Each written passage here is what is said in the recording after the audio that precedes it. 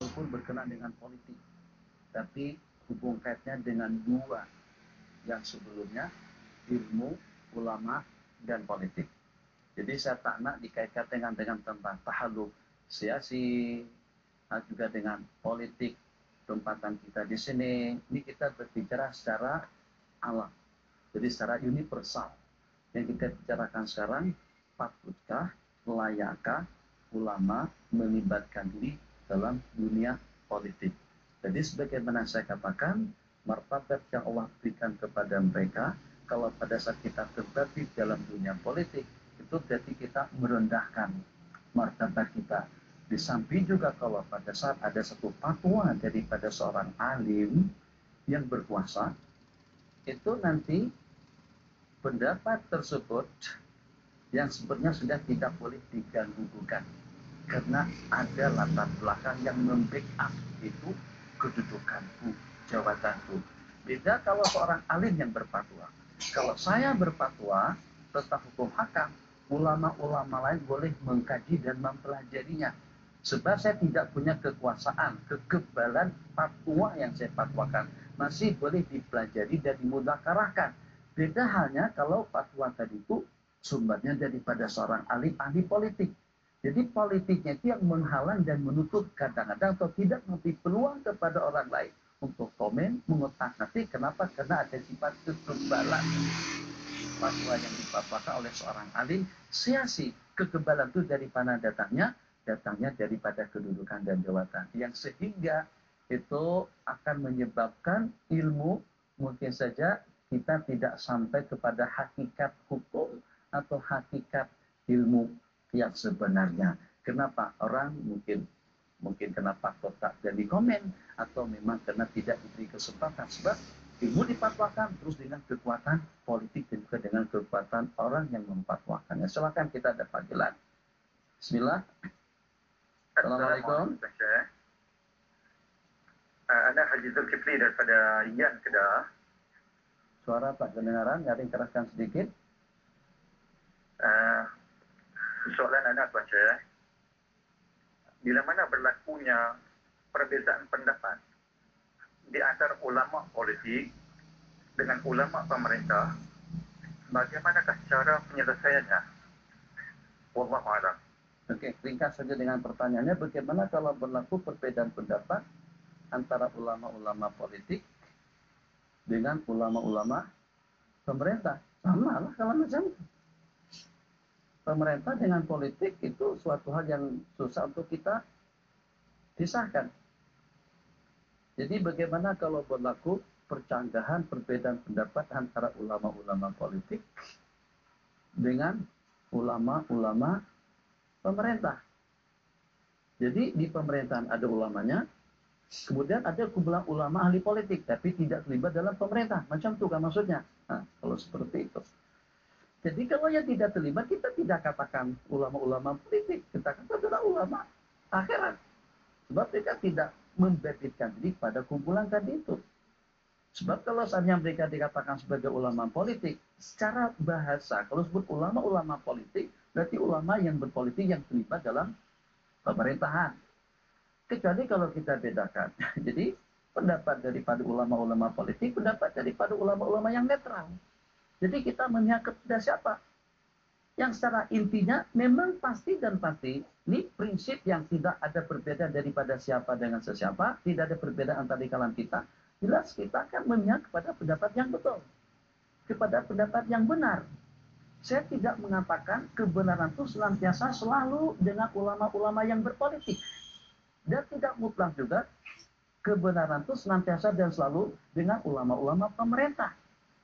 Tapi yang boleh mencemarkan atau yang membudarkan atau membuat ketidakyakinan masyarakat itu kalau pada saat ilmu, fatwa, pendapat, hukum hakam dipatwakan oleh ulama-ulama pemerintah. Kenapa? Sebab pandangan daripada rakyat dipatwakan semacam itu karena ada kepentingan politik, karena ada kepentingan daripada negara yang berkenaan. Misalnya seperti pada di Mesir, Syekh Muhammad Santawi, guru saya sendiri, memfatwakan tentang boleh merancang keluarga atau keluarga berencana itu atas tekanan daripada pemerintah. Jadi akhirnya rakyat tidak begitu percaya dengan fatwa yang difatwakan. Kadang-kadang memang 100% betul dan benar fatwa yang difatwakan oleh ulama politik tadi itu, tapi disebabkan karena keterlibatan mereka dalam dunia politik yang kadang-kadang dikatakan politik itu kotor, dan karena melihat dengan realiti yang berlaku, akhirnya nilai ulama tadi itu tidak lagi secara 100%, jadi tercemarkan karena dengan politiknya. Atau kita taufik. Silahkan yang lain di studio, silahkan yang ada pertanyaan. Tahu sebelah sini, itu tadi sudah. Ada soalan dari studio. Bagaimanakah menghadapi pihak termasuk pemerintah yang tak tahu nak menghormati para ulama dan orang-orang agama? Bagaimana nak menghadapi pihak-pihak termasuk pemerintah yang tidak tahu nak menghormati para ulama? Jadi kalau sudah siap mau jadi ulama, maknanya kita sudah menyiapkan diri untuk ada orang yang komplain, untuk ada orang yang komen, untuk orang memberi atau juga menghinakan atau dengan hal-hal yang seumpamanya, sehebat apapun yang walaupun tadi sudah kita sebutkan sebagai ayat dan hadis yang berkenan dengan kemuliaan daripada ulama, tapi tetap saja kedudukan mereka tidak lebih mulia daripada kedudukan para nabi-nabi dan rasul. Tapi dalam waktu yang sama, para nabi-nabi dan rasul pun ternyata dihinakan oleh orang-orang yang tidak mengetahui tentang mereka. Jadi yang kita merasa keberatan kalau pada saat dengan ulama dihinakan oleh ulama, nah, itu memang tercela betul. Tapi kalau ternyata ulama dihinakan oleh orang-orang yang tidak tahu, orang-orang yang tidak belajar, itu mungkin karena ketidaktahuan daripada mereka, mungkin disebabkan karena mereka tidak belajar, mungkin disebabkan karena mereka tidak mengerti, sehingga sikap daripada para ulama kita dahulu apabila berjumpa dengan kumpulan-kumpulan yang memperli, memandang sirik dan menghinakan kepada mereka, mereka ngambil alih marhu kirama. Jadi dengan mereka mengucapkan selamat jalan dengan tidak ada komen yang mereka berikan. Itu sebagai satu perkara yang wajar dan patut. Justru itu yang akan memartabatkan dan yang akan mengangkat martabat para alim ulama itu sendiri seketika dengan mereka diuji dengan hal-hal negatif yang seperti itu. Tapi bagaimanapun akan teratasi masalah-masalah seperti itu kalau masing-masing memposisikan diri pada tempatnya. Dan juga ilmu agama dipelajari dengan iqra bismi rabbikal ladzi khalaq. Banyak masalah yang akan teratasi. Kita ada pemanggil dalam kalian kita, silakan daripada siapa dan di mana. Assalamualaikum. Waalaikumsalam Ustaz, saya Azlan dari Melaka. Saya nak tanya bagaimanakah cara seorang ulama untuk menasihati pemimpin? Untuk menasihati pemimpin. Jadi misalnya kita melihat kejadian-kejadian yang pernah berlaku di zaman salafun salih, hubungan baik antara Imam Sufyan Tsauri dengan Khalifah Harun Ar-Rasyid sebelum beliau menjadi khalifah. Tapi setelah Harun Ar-Rasyid menjadi sebagai khalifah, Harun Ar-Rasyid mencari Imam Hasan Sufyan Ats-Tsauri. Dikatakan dalam surat yang dikirim, semuanya udah mengucapkan tahniah, mengucapkan syabas kepada aku atas terpilihnya aku sebagai khalifah. Cuman hanya dengan awak saja yang tidak. Jadi panjang cerita tuh, kita sisa waktu 3-2 menit saja lagi. Kalau kita ceritakan cerita tuh karena ada waktu dalam setengah jam lah, baru boleh diceritakan secara konkret. Yang secara kesimpulannya, Imam Hasan Basri, Imam Sufyan Tsauri, setelah panjang berbualan menyampaikan tentang kenapa dengan beliau menjauh daripada Khalifah Harun Ar-Rasyid.